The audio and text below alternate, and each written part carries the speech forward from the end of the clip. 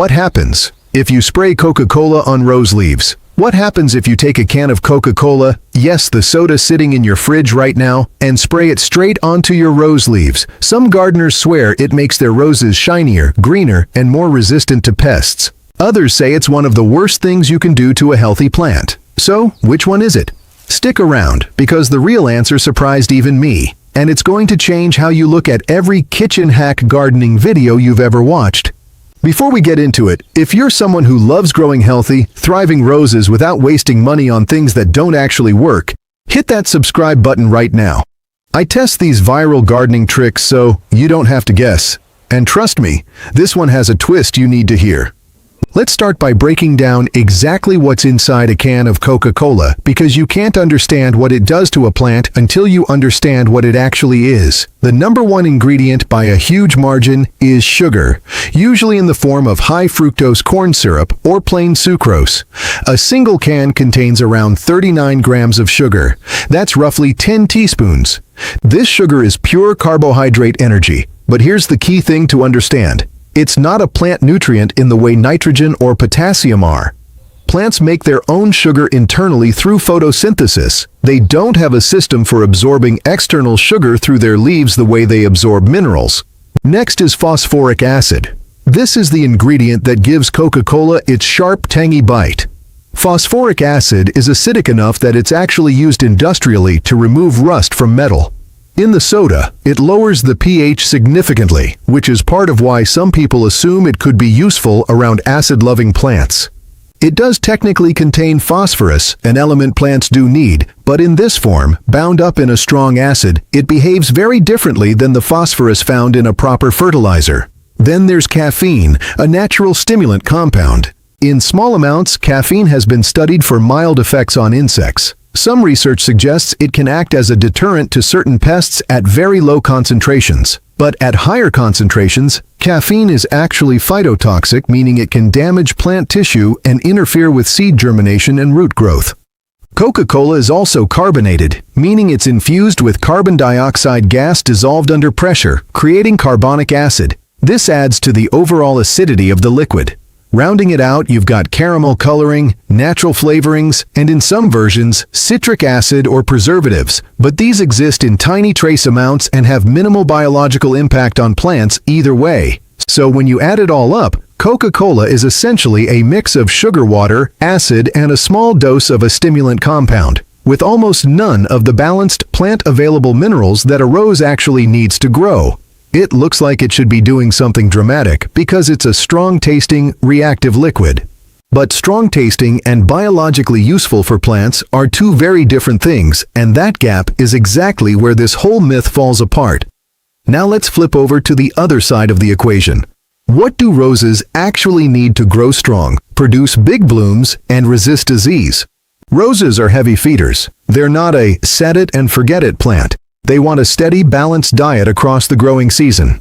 The big three they need most are nitrogen, phosphorus, and potassium, the classic NPK trio you see on every fertilizer bag.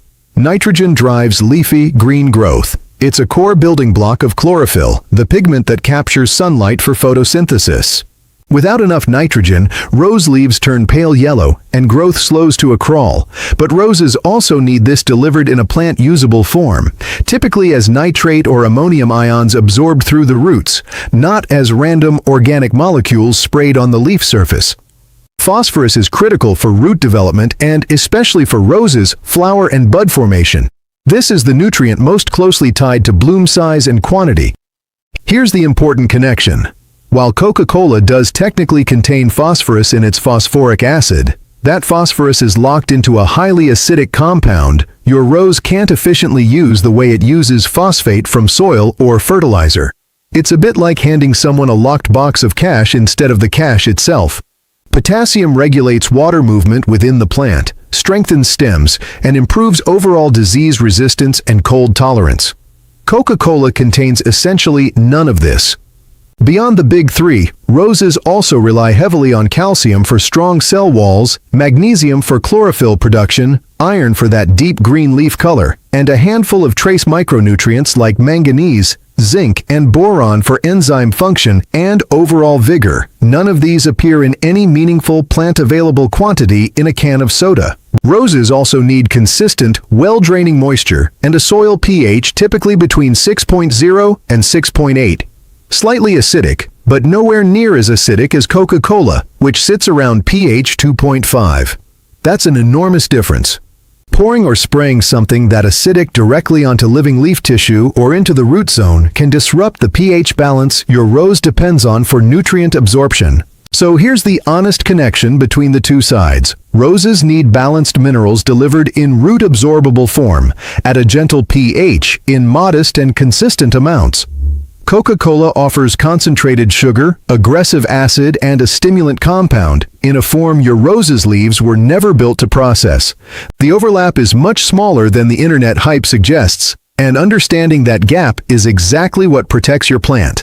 Let's be fair and look at where this idea even comes from, because there's a small kernel of a real effect buried in the myth. Some gardeners report a temporary glossy sheen on leaves after spraying diluted soda, which is really just the sugar residue catching light.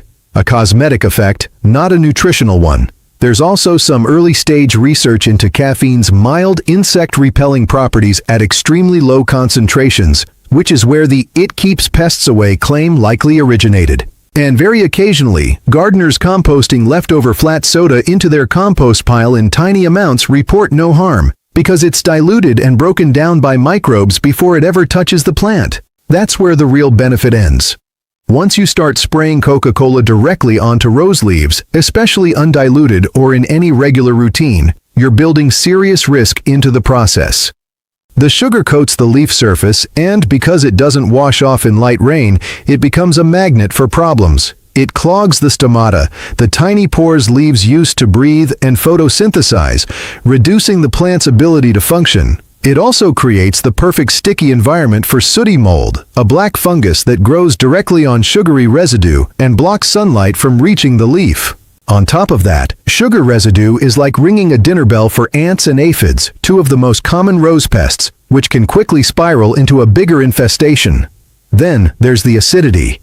A pH of 2.5 applied directly and repeatedly to leaf tissue or root zone soil can cause chemical leaf burn, disrupt beneficial soil microbes, and throw off the pH balance roses need to absorb nutrients properly.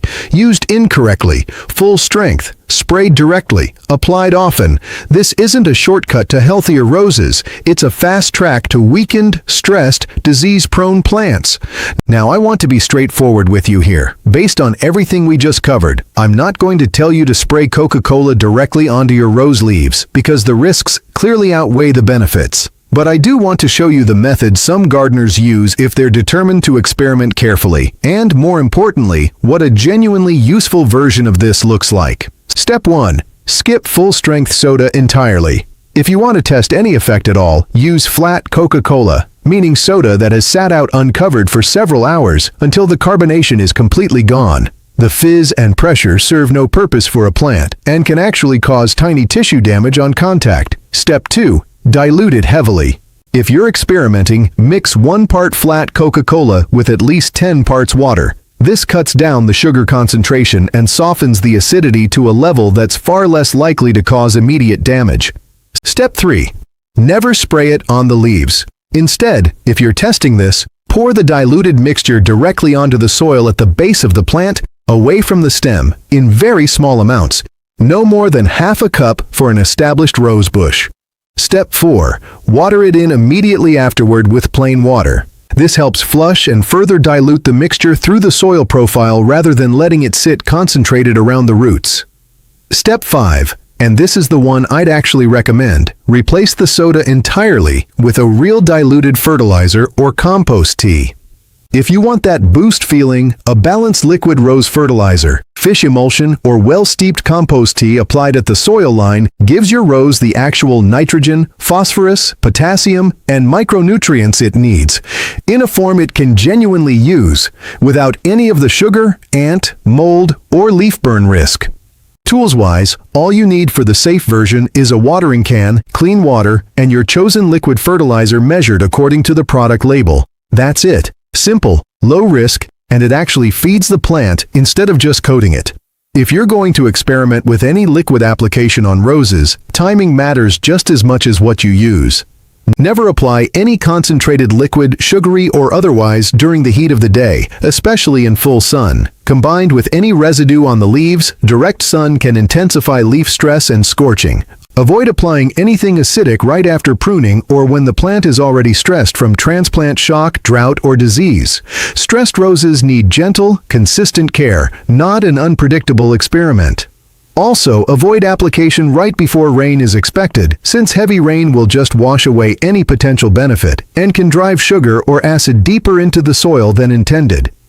The ideal time for any soil-applied liquid feeding, whether it's diluted soda or, far better, a proper liquid fertilizer, is early morning, right after the dew has dried but before the sun gets strong, typically between 7 and 9 a.m. The plant is well hydrated from overnight moisture, temperatures are cooler, and the roots have the whole day to take up nutrients before evaporation becomes a factor. As for frequency, if you're using an actual balanced liquid fertilizer, a general rule is once every 2 to 3 weeks during the active growing season, spring through late summer, tapering off completely in fall and winter when the plant is heading into dormancy. Overfeeding, whether with sugar or with real fertilizer, can be just as damaging as underfeeding, since it stresses the plant's roots and disrupts the soil's natural microbial balance.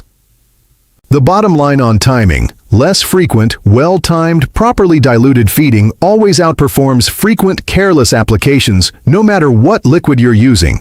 So what will you actually see, and when? If you go the route I'd recommend, skipping the soda and using a proper diluted liquid fertilizer or compost tea at the soil line, most gardeners start noticing subtle changes within 5 to 7 days. The leaves take on a slightly deeper, richer green as chlorophyll production improves. By day 10 to 14, you'll typically see a noticeable uptick in new growth, with fresh stems and buds forming more actively than before. By the 3 to 4 week mark, if you've kept up a consistent, well-timed feeding schedule, established rose bushes often show fuller foliage, sturdier stems, and larger, more vibrant blooms compared to unfed plants nearby. Flowers tend to hold their color longer, and the overall plant looks more resilient against minor pest pressure and stress. Leaves against my advice, the timeline looks very different, and not in a good way.